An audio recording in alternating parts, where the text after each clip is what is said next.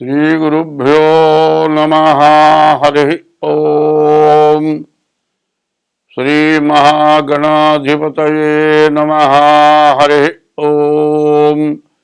శ్రీమహాసరస్వత్యై నమః. హరి ఓం. వందే శంభుముమాపతిం సురగురుం వందే జగత్కారణం వందే పన్నగభూషణం మృగధరం వందే న పశూనాం పతిం వందే సూర్యశశాంకవక్నినయనం వందే ముకుందప్రియం వందే భక్తజనాశ్రయం చ వరదం వందే శివం శంకరం.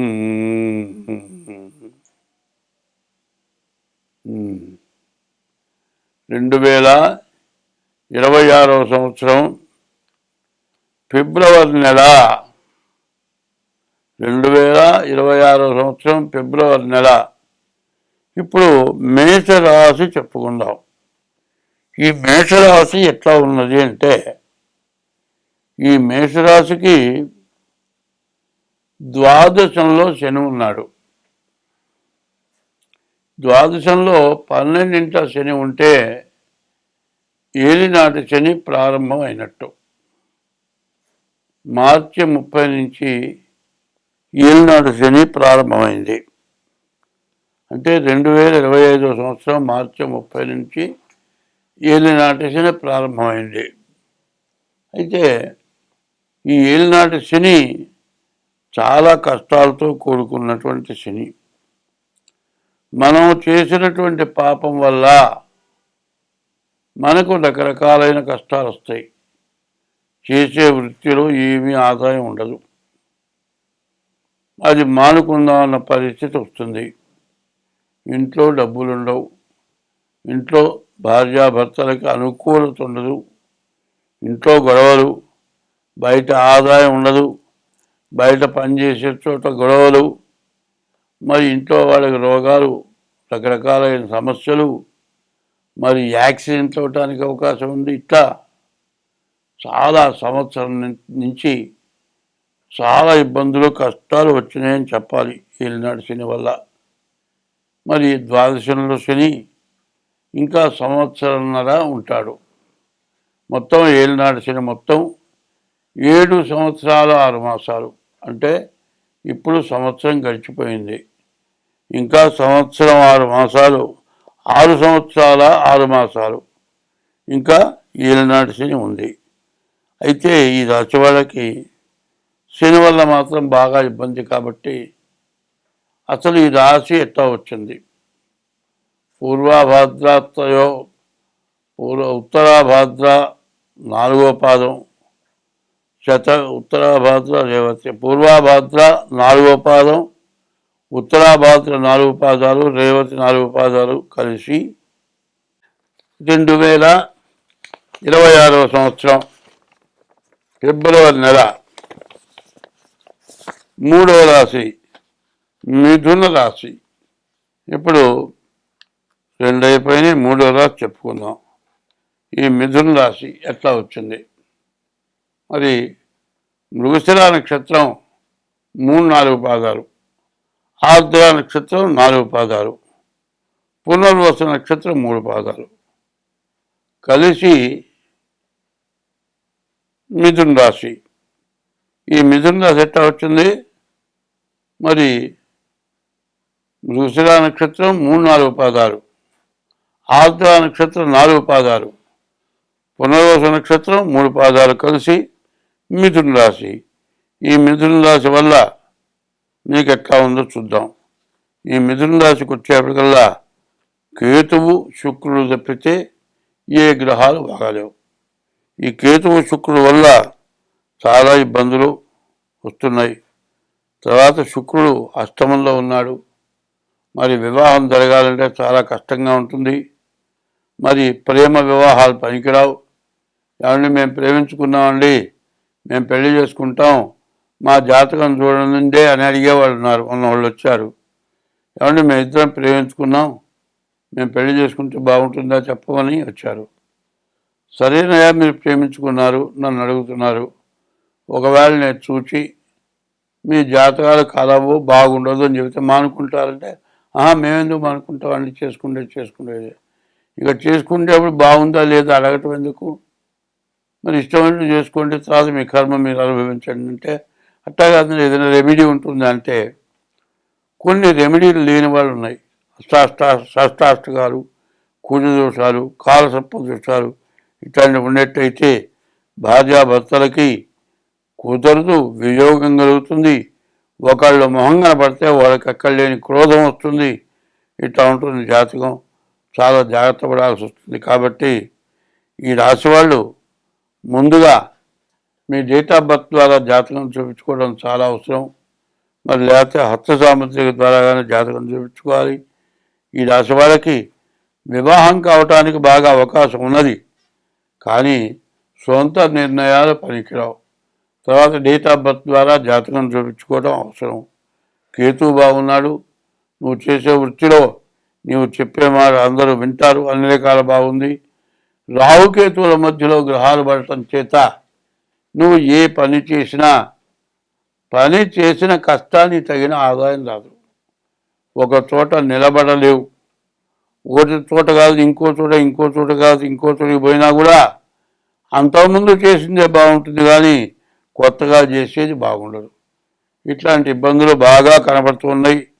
కాబట్టి ఈ రాశి వాళ్ళు ముందుగా డేట్ ఆఫ్ బర్త్ ద్వారా జాతకం చూపించుకోవడం చాలా అవసరం. ఈ రాశి వాళ్ళు ఏం చేయాలంటే, అష్టమంలో కుళ్ళుబడ్డాడు. ఈ అష్టమంలో కుళ్ళుబడటం చేత నవగ్రహాలలో ప్రదక్షిణ చేసి ప్రతి మంగళవారం, కుజుడు అనగా అంగారకుడు, అంగారకుడికి మరి అష్టోత్తర నామాలతో పూజ చేయించుకోవటం, శివాలయానికి వెళ్ళి శివుడికి ప్రదక్షిణ చేయటం, మరి అట్లాగే కుజుడి మంత్రం 7000 సార్లు జపం చేయించుకోవటం, ఇది చాలా అవసరం. ఇది కాక డేట్ ఆఫ్ బర్త్ ద్వారా జాతకం చూపించుకుంటే పుట్టిన టైంను బట్టి మళ్ళీ జాతకం మంచిది అయి ఉండొచ్చు, అవునా కాదా చూసుకొని దానికి తగినట్లుగా ఏ దోషం ఉంటే ఆ దోషానికి తగినట్లుగా శాంతి చేసుకుంటే పర్వాలేదు. కానీ అట్లా కాకుండా మీరు అశ్రద్ధ చేస్తే మాత్రం అసలు ఏమీ లేకుండా ఉన్నది మొత్తం పోగొట్టుకునే లక్షణాలు బాగా ఎక్కువగా కనబడుతున్నాయి. కాబట్టి ఈ రాశివాళ్ళు చాలా జాగ్రత్త పడితే మంచిది. ముందు డేట్ ఆఫ్ బర్త్, అట్లా డేట్ ఆఫ్ బర్త్ అంటే పుట్టిన తారీఖు, నెల, సంవత్సరం, టైం ఇవి కావాలి. ఇవి కాకుండా మరి నువ్వు చూసుకొని ఇది నా జాతకం అనుకుంటే చాలా ఇబ్బంది పడతావు. డేట్ ఆఫ్ బర్త్ ద్వారా జాతకం చూపించుకోవాలి. అట్లా చూపించుకున్న తర్వాతే నీవు బాగుపడటానికి బాగా అవకాశం ఉంది. కాబట్టి ఇది బాగా గుర్తుపెట్టుకోండి. మీ డేట్ ఆఫ్ బర్త్ ద్వారా కానీ, డేట్ ఆఫ్ బర్త్ లేకపోతే మరి హస్త సాముద్రిక ద్వారా కానీ మీ జాతకం చూపించుకోండి. ఈ పరిస్థితిలో ఎట్లా ఉందంటే 60 ఏళ్ల పాటు బాగా కష్టపడ్డాడు, విపరీతంగా సంపాదించాడు, కోట్లకు ఉంది. అటువంటి వాడికి నీకు బాగాలేదయ్యా అని నేను చెప్తే నువ్వేమంటావు? నాకు బాగానే ఉంది, నీ సంగతే నువ్వు చూసుకోవయా, నువ్వు నాకు చెప్పే మాత్రం వాడిగా నేను కోట్లు సంపాదిస్తున్నాను అంటావు. కానీ ఈ కోట్లు ఒక నెల రోజుల్లో మొత్తం పోతాయి. అప్పుడు చెబితే వినలేదు అని బాధపడతావు. అది మరి చెప్పినప్పుడు వెంటనే బాగుపడటం ప్రతి మనిషికి అవసరం. కాబట్టి వెంటనే నీ డేట్ ఆఫ్ బర్త్ ద్వారా నీ జాతకం చూపించుకుంటే ఎంతైనా మంచిది. స్వస్తి. అసలు ఈ ఫిబ్రవరి నెల ఎట్లా ఉందో మనం చూద్దాం. ఎట్లా ఉందంటే పాపగ్రహాల యొక్క బలం బాగా ఎక్కువగా ఉంది. ఇప్పుడు పాపగ్రహాలు అంటే దుర్మార్గుల బలం ఎక్కువగా ఉంది, మంచివాళ్ళ బలం తక్కువగా ఉంది. దుర్మార్గుల దగ్గర మంచివాళ్ళు ఏమీ చేయలేరు, నష్టపడతారు, కష్టపడతారు, పూర్తిగా ఇబ్బంది పడతారు.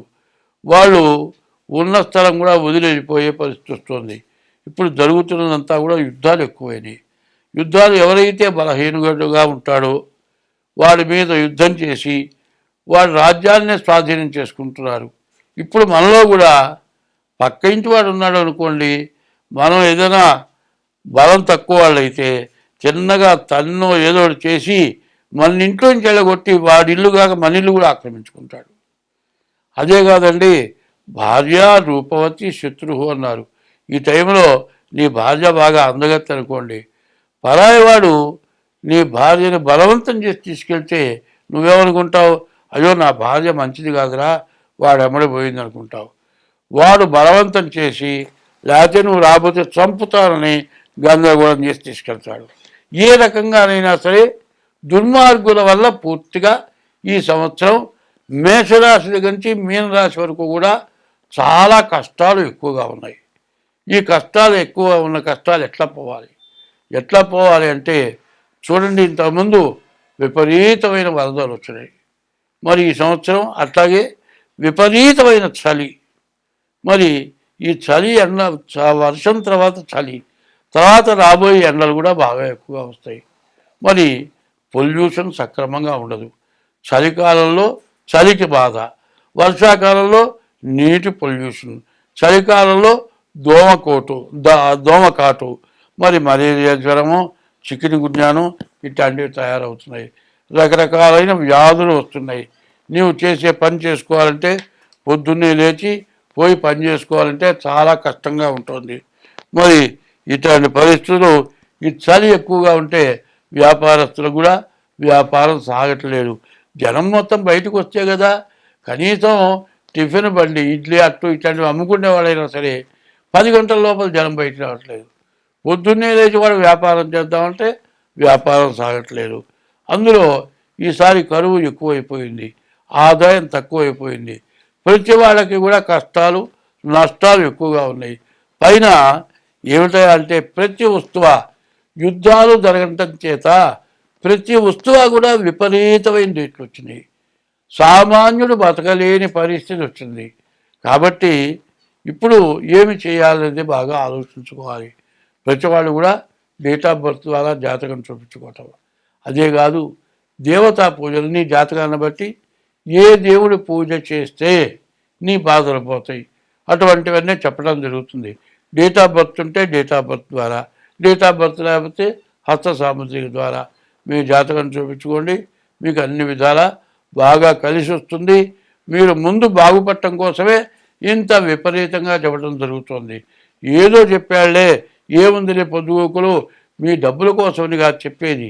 మీ జాతకం కరెక్ట్గా ఉంటే అంతా బాగానే ఉంటుంది. వేలికి దెబ్బ తగిలిందండి, డాక్టర్ ఏం చెబుతాడు? ఇంజక్షన్ చేయించుకోరా, క్లీన్ చేయించి కట్టుకోరా అంటాడు. చిన్న దెబ్బ లేని ఊరుకుంటే కాలికి మట్టి తగిలి సెప్టిక్ అయి వేలు తీసే పరిస్థితి వస్తుంది. అట్లాగే అది వైద్యం, ఇది కూడా గ్రహ వైద్యం. ఈ గ్రహ వైద్యం చెప్పేది నీవు బాగుపట్టాలని చెప్పేది, అది బాగా ఆలోచించుకొని చెప్పింది చేయండి. మీకు అన్ని విధాలా బాగుంటుంది. స్వస్తి.